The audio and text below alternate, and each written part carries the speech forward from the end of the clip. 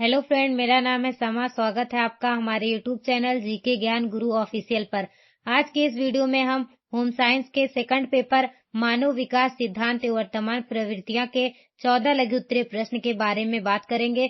Second paper में आपके 28 लघु उत्तरीय प्रश्न हैं, जिसमें से 15 से 28 प्रश्नों को नेक्स्ट पार्ट 8 में देखेंगे। इस वीडियो में हम 1 से लेकर 14 लघु उत्तरीय प्रश्न को कवर करेंगे। तो चलिए फ्रेंड, वीडियो को स्टार्ट करते हैं। सेकंड पेपर मानव विकास सिद्धांत एवं वर्तमान प्रवृत्तियों के 14 लघु उत्तरीय प्रश्न को इस वीडियो में देखते हैं। पहला प्रश्न है आपका फ्रायड द्वारा बताए गए मूल प्रवृत्तियों के बारे में बताइए। सिगमंड फ्रायड ने 2 प्रकार की मूल प्रवृत्तियां बताई हैं। पहला है जीवन मूल प्रवृत्तियां, या जीने के लिए साधन जुटाने के लिए अभिप्रेरित कराती है, या जीवन मूल प्रवृत्तियों के शारीरिक व मानसिक दोनों पक्षों का प्रतिनिधित्व कराती है। इसमें काम, वासना, भूख, प्यास शामिल है। दूसरा है आपका मृत्यु मूल प्रवृत्तियां। इस मूल प्रवृत्तियों को घृणा मूल प्रवृत्तियां भी कहा जाता है। इसका संबंध विनाश से है। यह मूल प्रवृत्तियां जीवन मूल प्रवृत्तियां के विपरीत कार्य करते हैं। इसमें व्यक्ति आक्रामक व विध्वंसक कार्य कर सकता है। इसको फ्रायड ने थेनाटोस कहा है। दूसरा प्रश्न आपसे कह रहा है, ईड, अहम तथा परा अहम को समझाइए। इसका आंसर देख लेते हैं। ईड फ्रायड के ईड से आशय अचेतन मन के सभी अंधेरों से है, अर्थात फ्रायड की सेक्सुअल बिहेवियर थ्योरी से संबंधित सभी विचार ईड के अंतर्गत आते हैं। इनके अनुसार इसका निर्माण बालक के जन्म से ही हो जाता है। जब शिशु माँ का स्तनपान करता है या अपने अंगूठे को चूसता है, या सभी उसकी काम भावना को जागृत करने या दर्शाने की क्रिया होती है। सिगमंड फ्रायड ने इन्हीं विचारों को आलोचन सबसे अधिक होता है। आलोचकों के अनुसार फ्रायड मस्तिष्क के विचारों को नहीं बल्कि अपने स्वयं के विचारों को प्रकट करने का कार्य करता है। फ्रायड के अनुसार ईड विचारों का जन्म मनुष्य के जन्म से ही हो जाता है। अहम, ईगो, फ्रायड के अनुसार मनुष्य का अहम तत्व आदर्श चेतन मन है। यह व्यक्ति के विचारों का नियंत्रण कर उसमें अंकुश लगाने का कार्य करता है, अर्थात जब व्यक्ति कोई गलत कार्य करने की सोचता है तो उसके मन में एक आंतरिक विचार आता है जो उसे उस गलत कार्य को न करने के लिए प्रेरित करता है। इसमें मनुष्य के भीतर 2 विचार की उत्पत्ति एक साथ हो जाती है।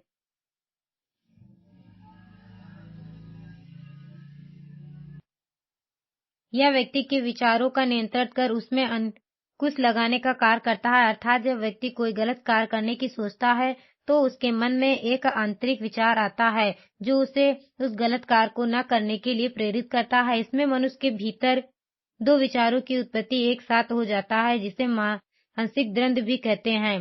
परा अहम, सिगमंड के अनुसार परा अहम व्यक्ति के नैतिक सिद्धांतों पर आधारित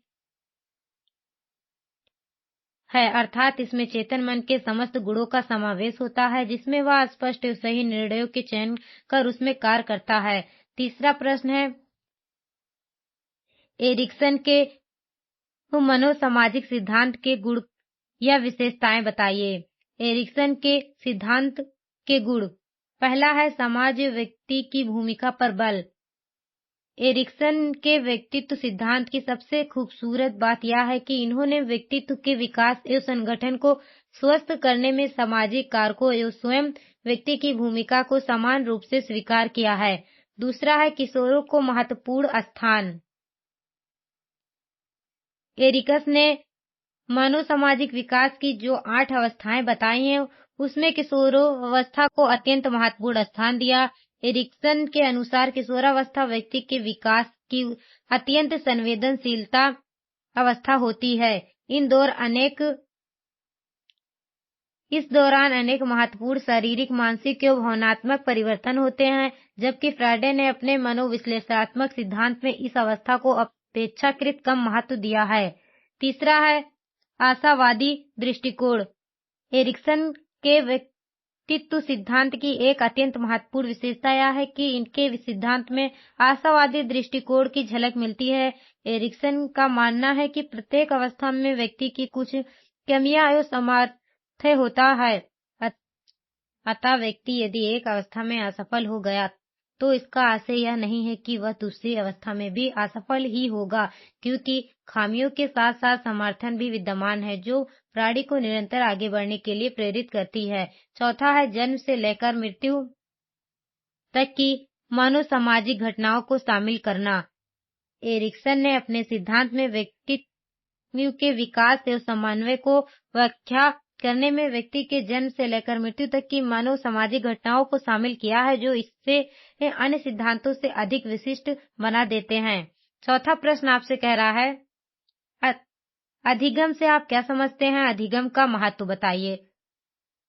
इसका आंसर है सीखना या अधिगम एक व्यापक, सतत एवं जीवन प्रयत्न चलने वाली महत्वपूर्ण प्रक्रिया है। मनुष्य जन्म के उपरांत ही सीखना प्रारंभ कर देता है और जीवन भर कुछ न कुछ सीखता रहता है।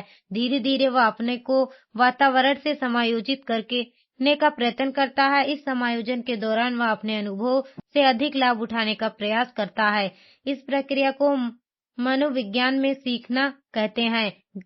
जिस व्यक्ति में सीखने की जितनी अधिक शक्ति होती है उतना ही उसके जीवन का विकास होता है। सीखने की प्रक्रिया में व्यक्ति अनेक क्रियाएं एवं उपक्रियाएं करता है, अतः सीखना किसी स्थिति के प्रति सक्रिय प्रतिक्रिया है। उदाहरणतः छोटे बालक के सामने जलता दीपक ले जाने पर वह दीपक की लो को पकड़ने का प्रयास करता है।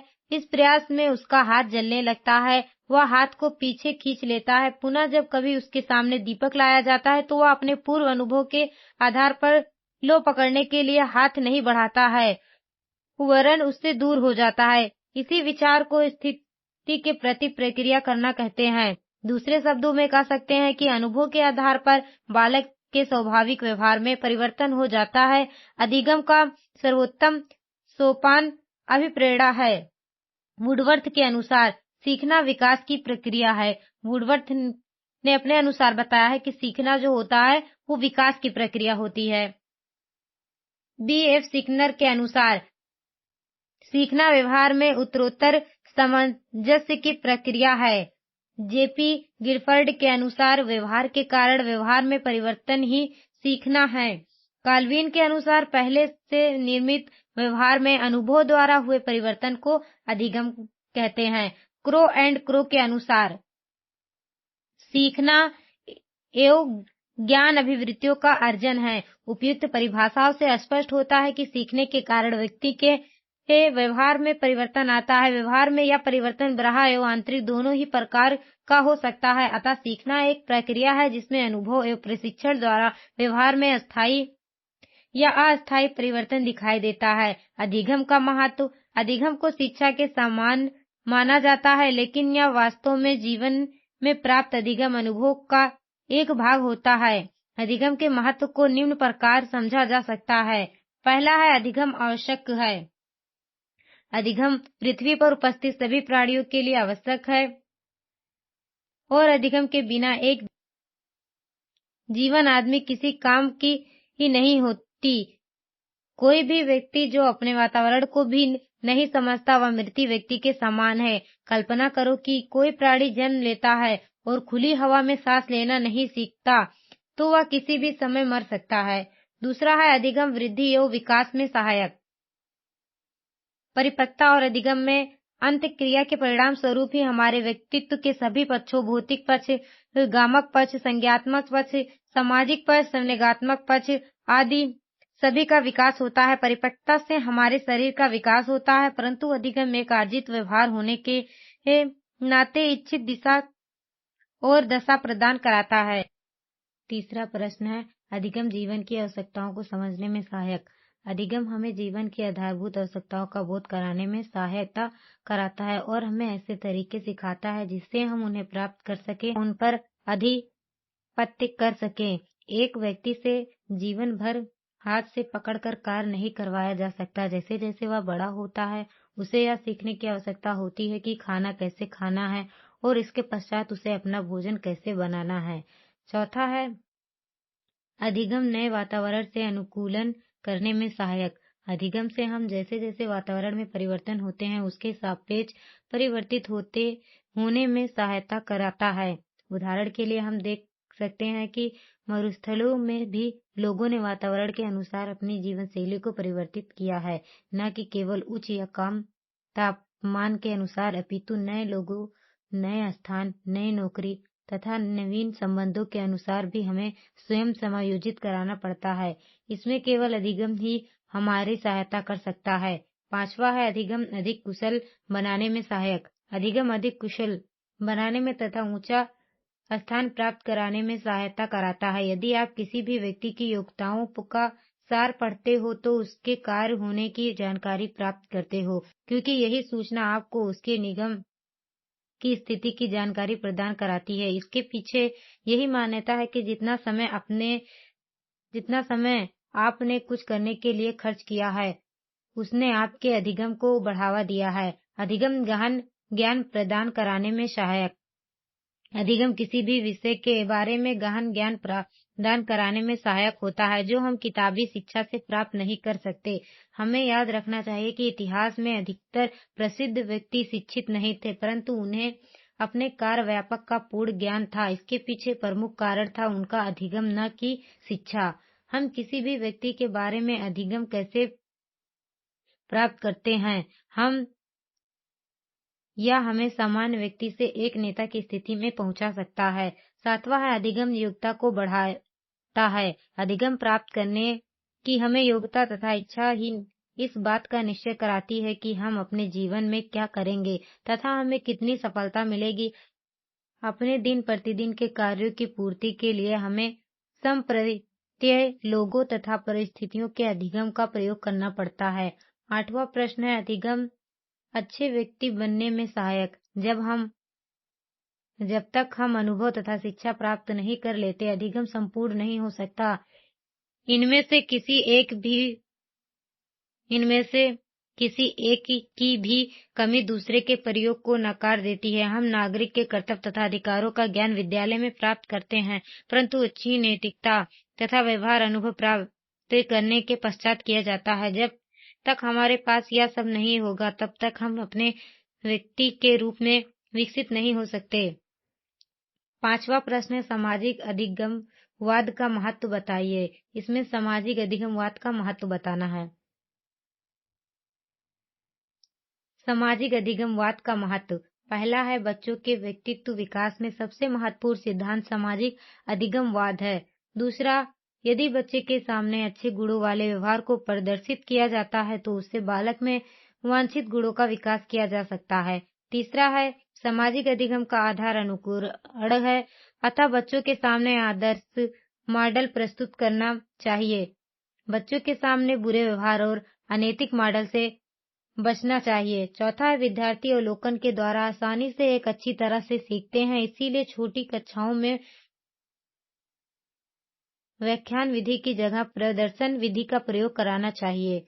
छठवां प्रश्न आपसे कह रहा है पौलाव के सिद्धांत की विशेषता और कमियां बताइए। पौलाव ने अनुकूलित अनुक्रिया सिद्धांत प्रतिपादित किया था, जिसकी विशेषताएं और कमियां इस प्रकार हैं। अनुकूलित अनुक्रिया सिद्धांत की विशेषताएं। अनुबंधन सिद्धांत संबंध सहज क्रिया पर आधारित है। छोटे बच्चे प्रायः इसी रूप में सीखते हैं। यह सिद्धांत इस बात पर बल देता है कि यदि स्वाभाविक उद्दीपक के साथ अनुबंधित उद्दीपक का प्रयोग किया जाए तो स्वाभाविक अनुक्रिया में वृद्धि होती है। यह सिद्धांत अनुबंध और पुनर्बलन पर बल देता है। पुनर्बलन में सीखने की गति बढ़ती है और अनुबंधन से सीखना अस्थायी है। चौथा है इस सिद्धांत के अनुसार सीखने के लिए अनुबंधित उद्दीपक और अनुबंधित अनुक्रिया में संबंध होना आवश्यक है। पांचवा है अनुबंधन की प्रविधि द्वारा बच्चों की बुरी आदतों के साथ पर अच्छी आदतें प्रतिस्थापित की जा सकती हैं। कमियां देख लेते हैं। पहला सिद्धांत पशुओं पर प्रयोग करके प्रतिपादित किया गया है और बालकों पर प्रयोग करके इसकी पुष्टि की गई है, अतः परिपक्व मनुष्यों की सीखने की प्रक्रिया पर यह पूर्ण रूप से लागू नहीं होता। दूसरा है इस सिद्धांत में मनुष्य को एक जैविक मशीन माना गया है और सीखने की प्रक्रिया को एक यांत्रिक प्रक्रिया माना गया है। इसीलिए यह मनुष्य के चिंतन एवं तर्कपूर्ण सीखने की प्रक्रिया की व्याख्या नहीं कराता। तीसरा है अनुबंधित अनुक्रिया द्वारा सीखना अस्थायी नहीं होता। चौथा, अनुबंधन की प्रक्रिया कुछ विशेष परिस्थितियों में ही होती है, जबकि सीखने की प्रक्रिया स्वाभाविक रूप से सदैव चलती रहती है। पांचवा है, यह सिद्धांत मनुष्य के सीखने की प्रक्रिया की सही व्याख्या नहीं कराता है। सातवां प्रश्न आपसे कह रहा है, वाइगोत्स्की के अनुसार जेडपीडी क्या है? संभावित विकास का क्षेत्र जेडपीडी लेव बच्चों के सीखने का एक समीपस्थ क्षेत्र होता है। बच्चों को ऐसा कार्य दिया जाए जो उसके वर्तमान स्तर से थोड़ा अधिक मुश्किल हो तो वो बेहतर जुड़ते हैं और सीखते हैं। यह हमें बताता है कि बच्चों को जोड़ने के लिए हम चुनौती का प्रयोग करें और वह न हो बहुत ही मुश्किल हो न बहुत आसान। यह एक महत्वपूर्ण सब प्रत्यय है जो यह बताता है कि कोई बालक स्वयं के स्तर तथा किसी अन्य कुशल व्यक्तियों की सहायता एवं मार्गदर्शन से क्या प्राप्त करने में समझ हो सकते हैं। बच्चा जो कर रहा है तथा जो करने की क्षमता रखता है के बीच के क्षेत्रों को स्वाभाविक विकास का क्षेत्र कहा जाता है। अर्थात स्वाभाविक विकास का क्षेत्र बच्चे के द्वारा स्वतंत्र रूप से किए जा सकने वाले तथा सहायता के साथ वाले कार्यों के बीच का अंतर है। आसान भाषा में यह समझें कि बालक के वास्तविक विकास स्तर और स्वाभाविक विकास स्तर के बीच के अंतर क्षेत्र को वाइगोत्स्की ने निकटतम विकास का क्षेत्र कहा है। वास्तविक विकास स्तर और संभावित विकास स्तर के बीच का अंतर निकटतम विकास का क्षेत्र जेडपीडी। आठवां प्रश्न आपसे कह रहा है, स्किनर के क्रिया प्रसूत अनुबंधन सिद्धांत की कमियां बताइए। कमियां। पहला है, यह सिद्धांत पशु पक्षियों पर प्रयोग करके प्रतिपादित किया गया है, इसीलिए यह मनुष्य के सीखने की प्रक्रिया की सही व्याख्या नहीं कराता है। दूसरा है, यह सिद्धांत बुद्धिहीन अथवा मंद बुद्धि वाले प्राणियों पर लागू होता है एवं बुद्धि चिंतन तथा विवेकपूर्ण प्राणियों पर लागू नहीं होता है। तीसरा है, स्किनर ने पुनर्बलन को शक्तिदाता माना है, जबकि मनुष्य के सीखने में उद्देश्य प्राप्ति की लगन शक्ति दाता होती है। चौथा है, इस सिद्धांत के अनुसार पुनर्बलन के अभाव में सीखने की प्रक्रिया मंद हो जाती है, जबकि मनुष्य के सीखने में लक्ष्य प्राप्ति आवश्यक होती है। वह है, इस सिद्धांत के अनुसार सीखना एक यांत्रिक प्रक्रिया है, जबकि मनुष्य के सीखने की प्रक्रिया के बुद्धि चिंतन तर्क एवं विवेक की आवश्यकता होती है। नौवां प्रश्न आपसे कह रहा है, चेतन एवं अचेतन मन में अंतर बताइए। ये इम्पोर्टेंट प्रश्न है जो आपके एग्जाम में आ सकता है। चेतन एवं अचेतन मन में अंतर बताना है। इसमें चेतन मन, यह मन हमारा सक्रिय दिमाग होता है जिसे हम हमारी सक्रिय अवस्था कहते हैं, जिससे हम हमारे सोच विचार तर्क से कोई भी निर्णय लेते हैं तथा कार्य करते हैं। जैसे हम पहली बार ड्राइविंग सीखते हैं तो हमारा पूरा ध्यान हमारे कार पर ही होता है। इस तरह हमारा चेतन मन काम करता है। जो कुछ हमारे साथ हो रहा है, जो हम अभी देख रहे हैं, महसूस कर रहे हैं, ये सब चेतन मन के उदाहरण हैं। और चेतन मन में आता है सब कुछ बात काफी अभ्यास कर लेने पर जब हम कार चलाते हैं, तब कार चलाते चलाते फोन पर बातें करना, गाना सुनना, ये सब क्रियाएं एक साथ बिना झिझक के करते हैं, क्योंकि ये सब क्रियाएं हमारे अवचेतन मन से होती हैं। हमारा चेतन मन जिस किसी भी बात को जान लेता है, उस बात पर विश्वास कर लेता है, चाहे फिर वह बात अच्छी हो या बुरी। हमारा अवचेतन मन उसे हकीकत में ढाल देता है। अवचेतन मन सोच विचार तथा तर्क नहीं कर सकता। हमारी समझ, हमारी मान्यता का सीधा अवसर अवचेतन मन पर होता है। हमारी सफलता अथवा असफलता का सीधा जुड़ाव अवचेतन मन से ही है। अवचेतन मन एक बच्चे के मन के जैसा होता है। जिस रूप में हम उसे ढाल देंगे वह उसी रूप में बन जाएगा। चेतन अवचेतन। चेतन में पहला है, समग्र मन चेतन स्वरूप है। अवचेतन में जो होता है वो चेतन मन का भाग है। इसमें कह रहा है, चेतन मन में आपके कह रहा है, जागृत, सक्रिय, शुद्ध, बुद्ध अवस्था चेतन है। इसमें कह रहा है ख्वाबों, ख्यालों व निद्रा की अवस्था अवचेतन है। इसमें मनुष्य में परमात्मा की उपस्थिति का एहसास और अवचेतन मन में आपके इसमें स्मृतियां, अनुभव, ज्ञान संचित होता है। 10वां प्रश्न आपसे कह रहा है पियाजे के अनुसार स्कीमा से आप क्या समझते हैं? इसका आंसर देख लेते हैं। बालक के मस्तिष्क में जो चीजें पहले से जमा होती हैं तथा बालक पहले से मस्तिष्क में उपस्थित चीजों का उपयोग करके किसी विषय वस्तु के प्रति एक धारणा बनाता है तो इसे स्कीमा कहते हैं। उदाहरण के लिए यदि हमसे कहा जाए कि एक फूल का नाम लीजिए, जैसे गुलाब, जैसे कि हम गुलाब का नाम लेते हैं, हमारे मस्तिष्क में एक गुलाब का चित्र बन जाता है या उसी गुलाब का चित्र है जिसे हम कहीं देखे होंगे। हमारे द्वारा गुलाब बोलने पर हमारे मस्तिष्क में जो गुलाब का चित्र बना, यही स्कीमा है। एक दिन एक बच्चा एक पक्षी को देखता है तो वह अपने पिता से पूछता है कि ये क्या है, तो उसके पिता उसे बताते हैं कि यह है। बच्चा अगले दिन एक कबूतर को देखता है और उसे वह कौवा कहकर बुलाता है। बच्चा कबूतर को कौवा इसलिए कहता है क्योंकि कबूतर भी कौवा की तरह दिखता है। बच्चे के मस्तिष्क में यह बातें बैठ जाती हैं कि जिसके पास 2 पैर हैं, पंख हैं, जो उड़ सकता है, वह सारी चीजें कौवा होती हैं। बालक के मस्तिष्क में जो बातें पहले से जमा थी, उसी के आधार पर वह कबूतर को कौवा कहता है। इसे ही स्कीमा कहते हैं। सेकंड पेपर में आपके 28 लघु उत्तर प्रश्न दिया हुआ है, जिसमें से 1 से लेकर 14 प्रश्न को हम लोग इस वीडियो में कवर करेंगे और 15 से लेकर 28 प्रश्न को नेक्स्ट पार्ट 8 में कवर करेंगे। इस वीडियो में हम लोग को 14 प्रश्न को देखना है, जिसमें से 11वां प्रश्न आपसे कह रहा है शिक्षा में वाइगोत्स्की के सिद्धांत की भूमिका बताइए। शिक्षा में वाइगोत्स्की सिद्धांत की भूमिका।